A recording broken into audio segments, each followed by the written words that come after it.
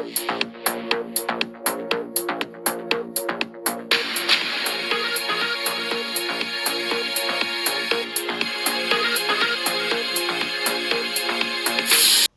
ጤና ይስጥልን ክቡራን ዩቲዩብ ቤተሰቦች፣ የሰዓቱን አጫጭር መረጃዎች እየቀርብ ያለው እስከ ፍጻሜው አብራችሁን ቆዩ።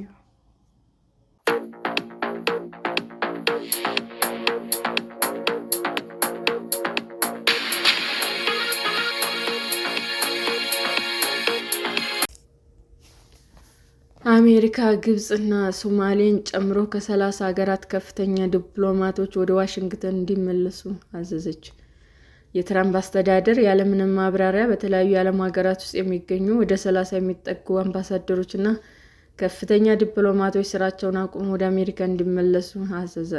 ቅድሚያ ለአሜሪካ ከሚለው የዶናልድ ትራምፕ መርህ ጋር በተያያዘ በሀገሪቱ ዓለም አቀፍ ግንኙነት ውስጥ የፕሬዝዳንቱ አስተዳደር ለውጥ ማድረግ በፈለገባቸውና ከፍተኛ ሚና ያላቸው ከተባሉ ሀገራት ዲፕሎማቶች እንዲወጡ ተደርጓል። ለአሜሪካ መንግስት ውሳኔ ቅርብ የሆኑ ምንጮች ለሮይተርስ የዜና ወኪል እንደተናገሩት ወደ 30 የሚጠጉ ከፍተኛ ዲፕሎማቶች ያለምንም ማብራሪያ የተመደበባቸውን ሀገራት ለቀው ወደ ዋሽንግተን እንዲመለሱ በስልክ ተነግሯቸዋል። ይህ ማሰናበት የሚመስለው መልእክት ለአምባሳደሮች መድረስ የጀመረው ካለፈው ረቡዕ ጀምሮ መሆኑን አሶሺየትድ ፕሬስ የዜና ወኪል ዘግቧል። ከተመደበባቸው ሀገራት እንዲመለሱ የተነገራቸው የአሜሪካ ዲፕሎማቶች በውጭ ጉዳይ መስሪያ ቤት ውስጥ የሚሆናቸውን አዲስ የሥራ መደብ እንዲፈልጉ መመከራቸውንም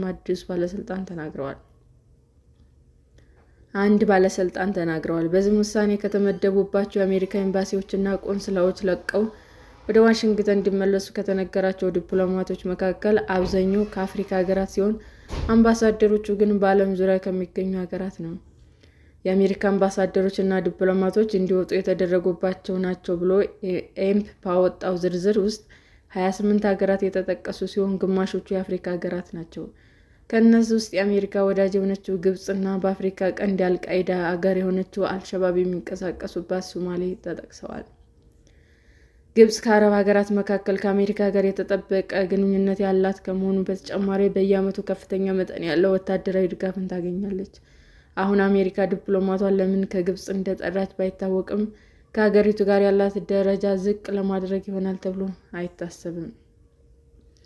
ሌላኛው ሀገር ሶማሊያ ውስጥ የሚንቀሳቀሱ የሽብር ቡድኖች ላይ ተደጋጋሚ የአየር ጥቃት የምትፈጽመው አሜሪካ እዚህ ውሳኔ ላይ የደረሰችበት ምክንያት እስካሁን አልታወቀም።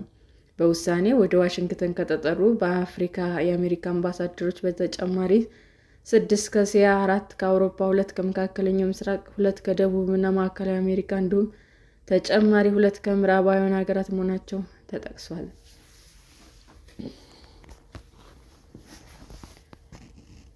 በዚህ ውሳኔ ምን ያህል አምባሳደሮች ከምድባቸው እንደሚነሱ ከመናገር የተቆጠቡት አንድ ከፍተኛ የአሜሪካ የውጭ ጉዳይ መስሪያ ቤት ባለስልጣናት በዲፕሎማቶች ላይ የሚደረግ ለውጥ በየትኛውም የአሜሪካ አስተዳደር ወቅት የሚካሄድ መደበኛ አሰራር ነው ሲሉም ተናግረዋል።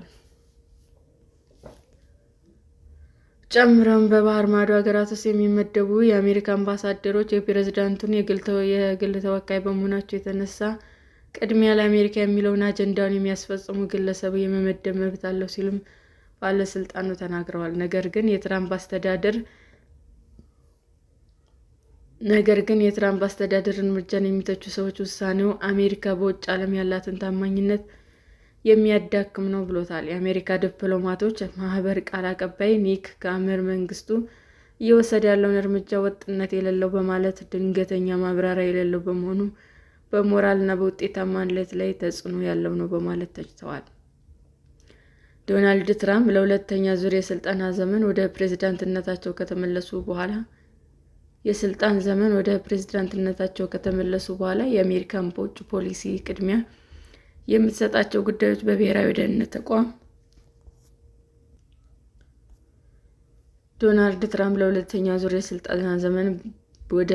የስልጣን ዘመን ወደ ፕሬዝዳንትነታቸው ከተመለሱ በኋላ የአሜሪካን በውጭ ፖሊሲ ቅድሚያ የምትሰጣቸው ጉዳዮች በብሔራዊ ደህንነት ተቋማት ውስጥ ባሉ ቦታዎች ላይ ታማኝ ሰዎች ሲመደቡ ቆይተዋል። የአሜሪካ የምክር ቤት አባላትና ዲፕሎማቶች ይህ የትራምፕ እርምጃ ሀገሪቱ በመላው ዓለም በዲፕሎማሲያዊ መስክ ያላትን ተጽዕኖ ለቻይናና ለሩሲያ አሳልፎ የመስጠት ነው በማለት እየተቹ ነው። ሰላም ጤና ይስጥልን ውድ የዩቲዩብ ቤተሰቦቼ እንዴት ናችሁ? አዲስ ጀማሪ ነኝና ሰብስክራይብ ያደረጋችሁ አበረታቱኝ። አመሰግናለሁ። ክቡራን የዩቲዩብ አድማጮቻችን ለሰዓቱ ያቀረብኩላችሁ አጫጭር መረጃዎች ይህንን ይመስል ነበር። በሌላ መረጃ እስክንገናኝ ሼር፣ ላይክ፣ ሰብስክራይብ እንዲሁም ቢቀርብልን የምትሉት መረጃ ካለ ኮሜንት እያደረጋችሁ ቸር ቆዩን።